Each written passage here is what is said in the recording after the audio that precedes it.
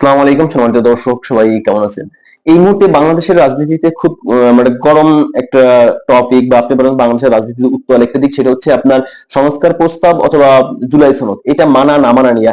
এখানে ক্ষেত্রে বিএনপির যেটা প্রবলেম, বিএনপির প্রবলেম আসলে মানা না মানা এগুলো পরের ব্যাপার। সর্বপ্রথম যে বিএনপির প্রবলেম, সেটা হচ্ছে যে বিএনপির একটা ইগো প্রবলেম। দেখুন, জিয়াউর রহমান প্রয়াত রাষ্ট্রপতি বাংলাদেশের, এবং বাংলাদেশের সাবেক সেনাপ্রধান ছিলেন। উনি বাংলাদেশের সামরিক শাসক ছিলেন, বাংলাদেশের রাষ্ট্রপতি ছিলেন, যুদ্ধের কমান্ডার ছিলেন, এবং বঙ্গবন্ধুর পক্ষে উনি স্বাধীনতার ঘোষণাপত্র পাঠ করেছেন। এখন এইটা উনি স্বাধীনতার ঘোষক কি ঘোষক না, এটা আদালত পর্যন্ত গড়াইছে, আমি এই প্রসঙ্গে যাব না। এখন দেখেন, জিয়াউর রহমানের এতগুলো অর্জন থাকার পরেও বাংলাদেশের কালচারাল পলিটিক্যাল কালচারের দিক থেকে যদি আপনি হিসাব করেন, তাহলে দুইটা জিনিস খুব ইম্পর্টেন্ট।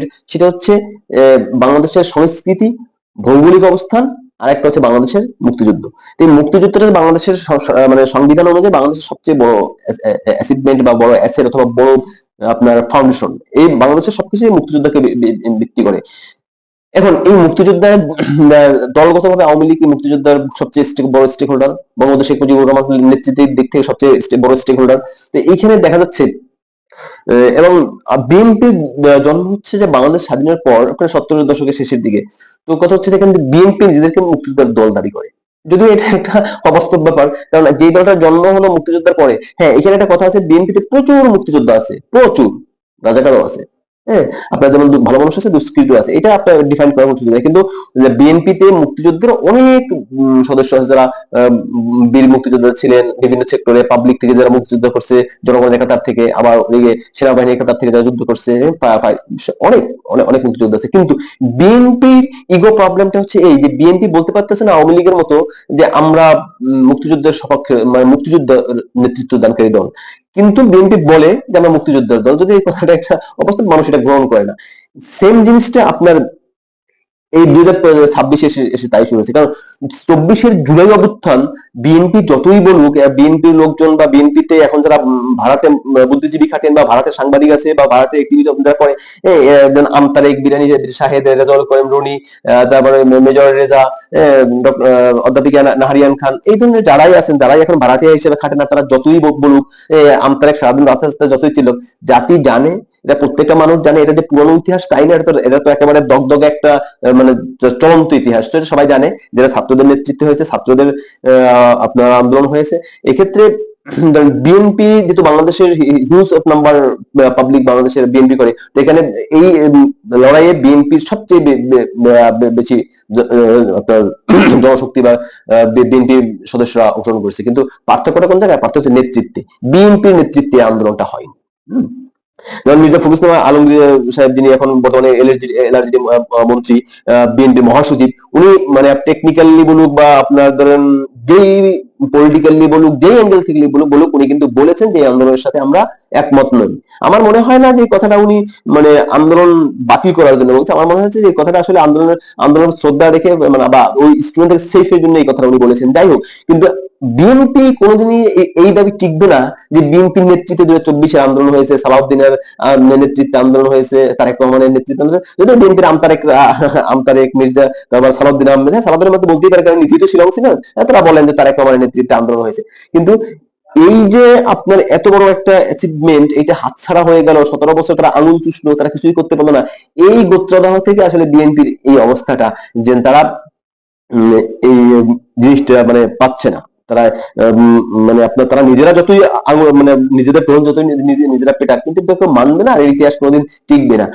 যার কারণে বিএনপি এটা নিয়ে তালবানা করে। দেখুন, বিএনপির রাজনীতিটা হচ্ছে এমন রাজনীতি, বিএনপির রাজনীতিটাই হচ্ছে ভাড়াটে রাজনীতি। আপনি আপনি দেখুন, বিএনপির অঙ্গ সংগঠন ছাত্র দল, তারা 5ই আগস্টের পর বিভিন্ন পত্রিকায়, মিডিয়ায় বিভিন্ন নেতারা মানে খুব হাইপ তুলে ফেলছে, আওয়ামী লীগ নাই, ছাত্র সংগঠন গুলো সব তারা জিতে যাবে, বিশ্ববিদ্যালয়গুলো সব তাদের ঘাটিয়ে নির্বাচনে মানে অন্যান্য প্যানেল দেওয়ার সুযোগ পাবে না। কিন্তু বাস্তবে ঢাকা ইউনিভার্সিটি থেকে যখন নির্বাচন শুরু হলো, দেখা গেল যে আপনার হিতে বিপরীত। তো এরপর তারা কোনো জায়গায় যখন জিততে না পারলো, এরপর কি করলো তারা?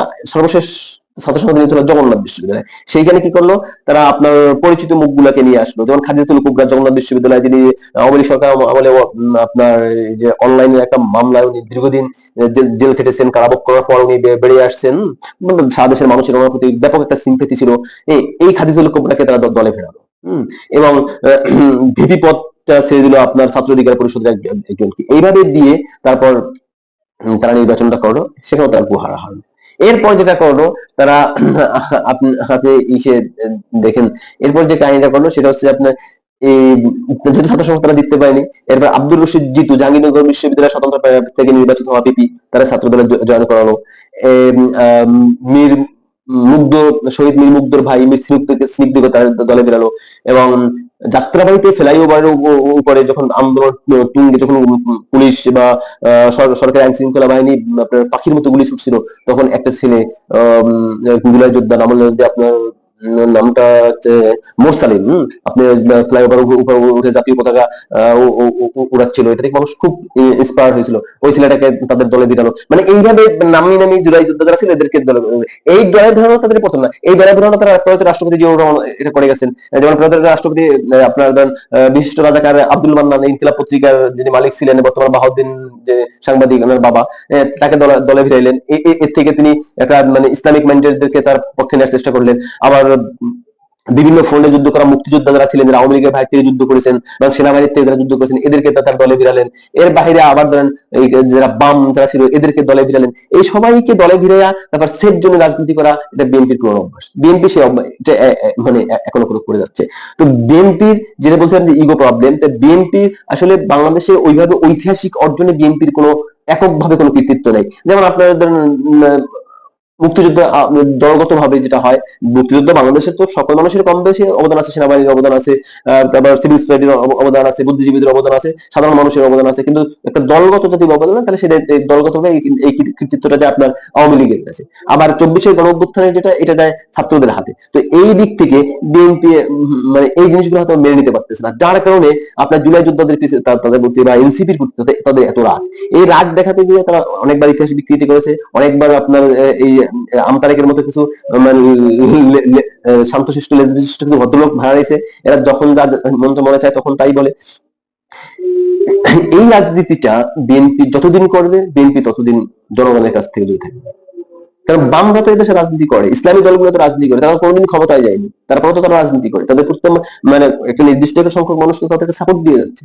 বিএনপি আমার কথা হচ্ছে ভাড়াটে রাজনীতি করার কি দরকার? আর এই ভাড়াটে রাজনীতি করতে যে ইগো প্রবলেম দেখায়, এখন বর্তমানে দেশের ভিতরে একটা গন্ডগোল লাগার মতো পায়তারা শুরু করে দিচ্ছে। এই এখন মানে আপনার সংবিধান আমাদের স্বরাষ্ট্রমন্ত্রী মহোদয় ছাড়া কেউ বুঝে না, আইন স্বরাষ্ট্রমন্ত্রী মহোদয় ছাড়া কেউ বুঝে না, আপনার এই সংসদ স্বরাষ্ট্রমন্ত্রী মহোদয় ছাড়া কেউ, মানে এখন মানে উনি মানে ওয়ান ম্যান শো হয়ে গেছে বিএনপি। এই পরিস্থিতিতে একটা রাজনৈতিক দল তো চলে না। আসলে রাজনীতিকে রাজনীতির জায়গায় থাকতে দেওয়া উচিত। এই জুলাই সনদের প্রতি প্রত্যেকটা মানুষের একটা ইমোশন আছে, কিন্তু সেটা এত বিদ্রোহ মানে বিরোধিতা করার জন্য কি করার আছে? আপনি দেখেন বিএনপি যতই চেষ্টা করুক, তারা মুক্তিযোদ্ধার প্রধান দল, মুক্তিযোদ্ধার দল হতে পারে না, তারা মুক্তিযোদ্ধার সপক্ষের দল এটা হতে পারে। কারণ যেহেতু তাদের তো বহু মুক্তিযোদ্ধা আছে। আবার জুলাই আন্দোলনের বা জুলাই আন্দোলনের তারা সপক্ষের শক্তি থাকবে, এটা অবশ্যই থাকবে। কারণ আমরা 71 দেখিনি, কিন্তু 2024 অভ্যুত্থান তো আমাদের সামনে হয়েছে, আমরা তো দেখেছি। তো এখানে তাদের সবচেয়ে বড় স্টেক হোল্ডার, এটাও সবাই স্বীকার করে। কিন্তু তারা যেই কৃতিত্বটা নিতে চাচ্ছে, যে সালাউদ্দিন আহমেদ আমাদের স্বরাষ্ট্র মন্ত্রী মহোদয়কে ভাইস ক্যাপ্টেন এবং তারেক রহমানকে আপনার ক্যাপ্টেন ঘোষণা করে যে জুলাই অভ্যুত্থানে এটা জাতি মেনে নেবে। এই যে আপনি দেখেন জুলাই অভ্যুত্থানের যে ব্যাপারটা, এনসিপি কে মাত দেওয়ার জন্য বিএনপি সবচেয়ে বড় যে রাজনীতি করছে, আমি আগেই বলছি, এই আলোচনার আগেও আমি হাজারবার বলছি যে এই জুলাই অভ্যুত্থানের সবচেয়ে বড় স্টেক হোল্ডার হচ্ছে বিএনপি, এটা সবচেয়ে বেশি ছিল। কিন্তু তারা তাদের এই ছাত্র দলের মানে বিভিন্ন যে আপনার শাখার নেতৃবৃন্দ বা ছাত্র দলের সমর্থক যারা আছে, ছাত্র দল যারা করে, এই লোকগুলা যারা জুলাই অভ্যুত্থানে ছিল, এদেরকে নতুন ভাবে দলে জয়েন করে তারা পরিচয় করে দেয় যে জুলাই যোদ্ধারা তাদের দলে যোগ দিয়েছে। মানে একেবারে একটা ভাওতাবাজি, এটা দরকার ছিল না। বিএনপি এমনিতেই জনসমর্থন আছে। আবার ধরেন যখন কোথাও কোনো ঘটনা ঘটে জুলাই যোদ্ধাদের নিয়ে, তখন ওইটা চাপাই দেয় সে ছাত্রদল হতে পারে, নিরহ হতে পারে, আপনার নিরপেক্ষ হতে পারে, শিবির হতে পারে, যে কোনো একটা সংগঠন হতে পারে, বা কোনো সংগঠন নাও হতে পারে। কিন্তু সে যখন তার দ্বারা কোনো একটা আপনার ব্যাড রেকর্ড বা ব্যাড ইফেক্ট হয়, তখন ওইটা বিএনপি খুব ভালো করে, যেহেতু মিডিয়াটা তাদের কন্ট্রোলে, এটা মানে এনসিপির উপর চাপাই দেয়। আর যখনই মানে এরা ভালো কিছু করে, ছাত্র দল থেকে ভালো কিছু করে, বা ওই জুলাই যোদ্ধা যারা আছে তখন তাদেরকে পরিচয় করে দেয় ছাত্র দলের করে নিয়েছে। রিসেন্টলি দুটা ছবি আপনার ছাত্র বিএনপির যে একটি পেজ গুলোতে প্রচার করা হচ্ছে, যে এরা যে ছবিটা আপনার সম্ভবত এনসিপি করে একজন নেতা পোস্ট করেছে, হ্যাঁ, ইনসিডেন্ট নাম মনে আসছে না, তো পোস্ট করছে ওইটার বিরুদ্ধে মানে এগেনস্টে বিএনপির নেতা সবাই, বিএনপি অ্যাক্টিভিস্টরা সবাই পোস্ট করতেছে যে যে ছবি দুটা উনি পোস্ট করছে, এই ছবি দুটা হচ্ছে যে আপনার যারা ছাত্র দলের কর্মী ছিলেন, কিন্তু পরে ফ্যাক্ট থেকে দেখা গেছে না এরা ছাত্র দলের কর্মী ছিল না, এরা সাধারণ ছাত্র ছিল। বিএনপি আবার চুপ হয়ে গেল। মানে এই রাজনীতি দিয়ে বিএনপি কতদূর জিনজিদের সাথে আগাবে আমার মনে হয় এটা প্রশ্ন সবাইকে। আল্লাহ হাফেজ।